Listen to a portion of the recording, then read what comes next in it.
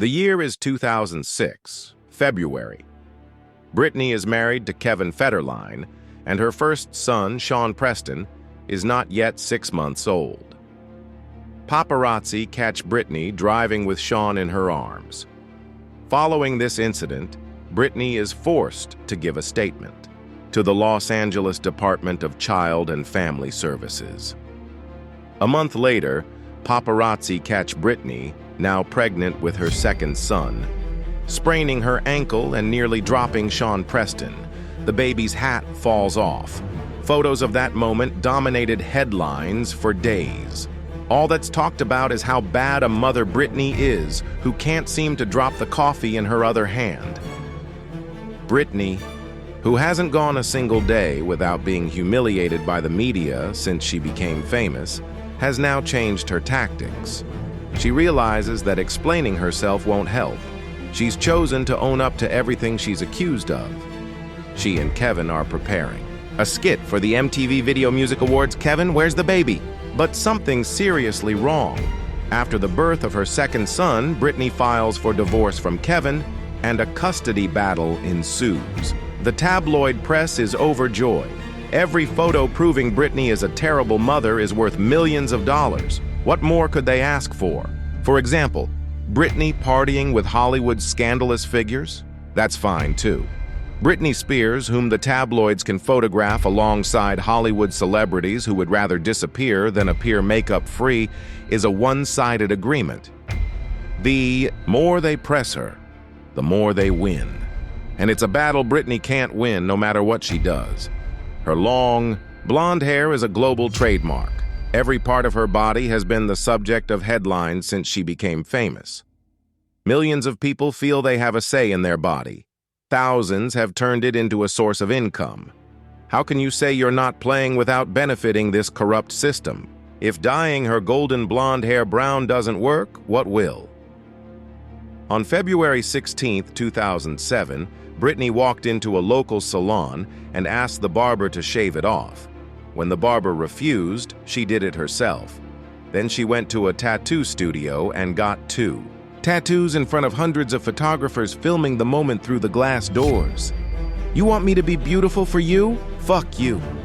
You want me to be good for you? Fuck you. Am I supposed to be the girl of your dreams? Fuck you. I've always been the good girl. I smiled politely as the announcers stared at my breasts. American families claimed I was spoiling their children because I wore crop tops. Producers were skeptical of my decisions even if I sold millions of albums. My family treated me like the devil. I was exhausted. Britney started going to Kevin's house frequently so she could see her children since he refused to let her see his. She made these visits at night to avoid the tabloids, but the tabloids' greed for money was impossible to control.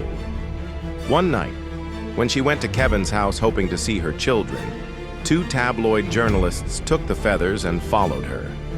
Kevin's rejection, once again, was recorded moment by moment.